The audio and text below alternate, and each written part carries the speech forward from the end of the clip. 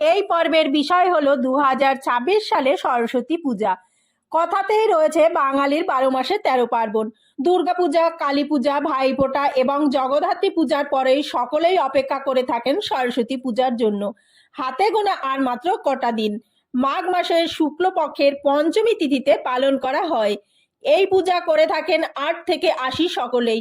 তবে বিশেষ করে শিক্ষার্থীদের জন্য এবং ছাত্রছাত্রীদের জন্য খুবই স্পেশাল। মা সরস্বতী হলেন জ্ঞান, শিল্পকলা ও বিদ্যার দেবী মনে করা হয়। এই শুভ দিনে মা সরস্বতীর আরাধনা করলে বুদ্ধি, জ্ঞান, যশ বৃদ্ধি হয়। 2026 সালে সরস্বতী পুজো কবে পড়েছে?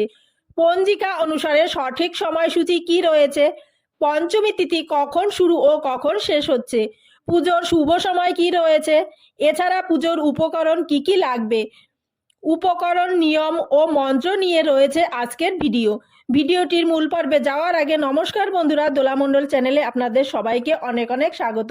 আশা করি বন্ধুরা আপনারা সবাই ভালো আছেন এবং সুস্থ আছেন। ভিডিওটি ভালো লাগলে লাইক এবং কমেন্ট করবেন। আমার চ্যানেলে নতুন বন্ধু হয়ে থাকলে চ্যানেলটি অবশ্যই সাবস্ক্রাইব করে আমার পাশে থাকবেন। আমার সকল বন্ধুদের কাছে অনুরোধ রইল ভিডিওটি প্রথম থেকে শেষ পর্যন্ত দেখার। চলুন বন্ধুরা ভিডিওটির মূল পর্বে যাওয়া যাক। প্রতি বছর মাঘ মাসের শুক্লপক্ষের পঞ্চমী তিথিতে পালিত হয় সরস্বতী পূজা। সকাল সকাল ঠান্ডার মধ্যে স্নান করে অঞ্জলি দেওয়ার জন্য প্রস্তুত হয়ে যান কচিকাঁচা থেকে শুরু করে বড়রাও। যাদের বাড়িতে পুজোর আয়োজন হয় তাদের আয়োজন একটু অন্যরকম। আগে থেকেই সমস্ত উপকরণ জোগাড় করে রাখতে হয়। তাই জেনে নেওয়া যাক সরস্বতী পুজোর কি কি উপকরণ লাগবে। সিঁদুর, তিল, হর্তুকি, পঞ্চগুড়ি, পঞ্চশস্য, পঞ্চরত্ন, পঞ্চপল্লব, ঘট, মাটির কলস, কুণ্ডুহারি, টেকাটাপ দর্পণ, তীরকাঠি 4টি, ঘটাচ্ছাদন, গামছা। এছাড়া লাগবে বরণ ডালা, শশীষ ডাব, একসরা আতপ চাল, সরস্বতীর শাড়ি, আসনাঙ্গুরীয় 2টি, মধুপর্ক বাটি 2টি, নৈবেদ্যের বাটি 2টি, কুচা নৈবেদ্যের বাটি 1টি।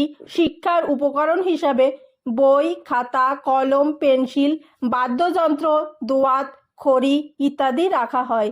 মাটির জিনিসগুলি লাগবে ঘট কলসি 1টি, দাঁড় ঘট 2টি, আগভার 4টি, হাতছড়া 2টি, বড় মালসা 1টি, দীপ 2টি, দীপাসন 1টি, জাগ হাঁড়ি 1টি, পূর্ণপাত্র হাঁড়ি 1টি, এছাড়াও রচনা হাঁড়ি 1টি। তো বন্ধুরা চলুন এবার জেনে নেওয়া যাক সরস্বতী পুজো কবে পড়েছে। 23শে জানুয়ারি 9 মাঘ শুক্রবার দিন পড়েছে সরস্বতী পুজো। সরস্বতী পুজোর পঞ্চমী তিথি শুরু হচ্ছে 22শে জানুয়ারি 8ই মাঘ বৃহস্পতিবার রাত্রি 1:39 থেকে। পঞ্চমী তিথি সমাপ্ত হচ্ছে 23শে জানুয়ারি 9 মাঘ শুক্রবার রাত 12:28।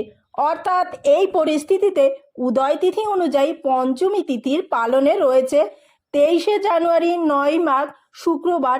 এই দিনে মা সরস্বতীর পূজা। যেহেতু সূর্যোদয়ের পর থেকে পঞ্চমী তিথি শুরু হয়ে যাচ্ছে, তাই এই দিনের প্রথম ভাগেই সরস্বতী পুজো এবং অঞ্জলি দেওয়ার শুভ সময় বলে ধরা হচ্ছে। সবচেয়ে শুভ সময় হলো পুজোর জন্য সকাল 7:15 থেকে শুরু করে দুপুর 12:50 মধ্যে। যারা আপনার বাড়িতে পুজো করছেন তারা এই সময় পুজো করতে পারেন। মা সরস্বতী পূজার পলাশ ফুল অপরিহার্য। এছাড়াও বাসন্তী রঙের গাধা রাখবেন পুজোতে। এছাড়াও বেলপাতা লাগবে। যাদের বাড়িতে ছোট সরস্বতী মূর্তি রয়েছে অথবা চিত্র রয়েছে, আপনারা সেই মূর্তির সামনে পুষ্পাঞ্জলি দিতে পারেন। তার জন্য যে মন্ত্র ও নিয়ম রয়েছে তা জেনে নেওয়া যাক। প্রথমেই হাতে একটি ফুল এবং বেলপাতা দিয়ে উচ্চারণ করবেন ওং জয় জয় দেবী চরাচর সারে কুচযুগ শোভিত মুক্তাহারে বিনা রঞ্জিত পুস্তক হস্তে ভগবতী ভারতী দেবী নমস্তুতে। এই বলে ফুল বেলপাতা মায়ের পায়ে অর্পণ করবেন। তারপরে আবার ফুল বেলপাতা নেবেন। নম সরস্বত্যই নম, নম নিত্যং ভদ্রকাল্যই নম নম। বেদ বেদান্ত বিদ্যাস্তব্য এচব এষ কন্দস্ত স্বচ্ছন্দস্ত পুষ্প বিল্ল পত্রাঞ্জলি সরস্বত্যই নমঃ। এই মন্ত্রে 3 বার অঞ্জলি দেওয়ার নিয়ম রয়েছে।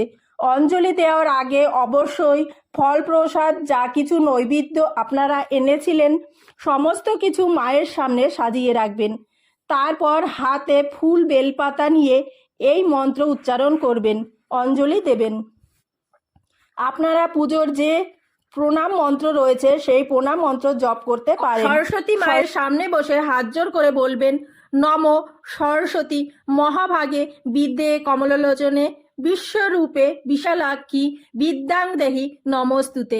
জয় জয় দেবী চরাচর সারে কুচযোগী শোভিত মুক্তাহারে বিনা রঞ্জিত পুস্তক হস্তে ভগবতী ভারতী দেবী নমস্তুতে। এই বলে মায়ের কাছে হাত জোড় করে মনস্কামনা জানাবেন এবং ধূপ দীপ দেখিয়ে আরতি শেষ করবেন। এভাবেই আপনাদের পুজো সম্পন্ন হবে নিজের মতো করে। নমস্কার বন্ধুরা, আসছি পরবর্তী আরেকটি ভিডিও নিয়ে। ততক্ষণে আপনারা ভালো থাকবেন, সুস্থ থাকবেন।